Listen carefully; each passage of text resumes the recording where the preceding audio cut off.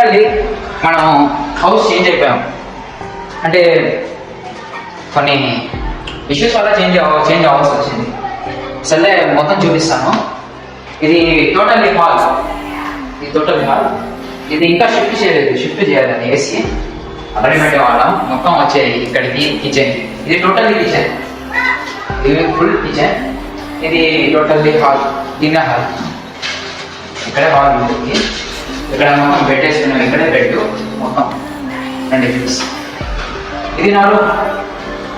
ఇది ఇక్కడ బెడ్ ఉండేది. అక్కడ టేబుల్ పెట్టుకునేవాడిని. ఇక్కడ నా బెడ్ ఉండేది. ఇక్కడ నా క్లోత్స్ ఉండేవి, న్యూ క్లోత్స్. ఇది నా ఇక్కడ న్యూ ప్యాంట్స్. ఇక్కడ నైట్ వేర్స్. ఈ టూ పైన కింద 2 నైట్ వేర్స్. ఇక్కడ పైన షర్ట్స్, కింద ప్యాంట్స్ ఉండేవి. అక్కడ పెట్టుకునేవాడిని. ఇది నా పర్సనల్ రూమ్ బాబా. నేను నా రూమ్ అంతే. ఎప్పుడు నేను 24 అవర్స్ ఈ రూమ్లో ఉంటా. బయటికి వెళ్ళే ప్రసిద్ధి లేదు. ఫ్రెండ్స్ వస్తేనే వెళ్తా అంతే. ఇది నా పర్సనల్ రూమ్ అమ్మ.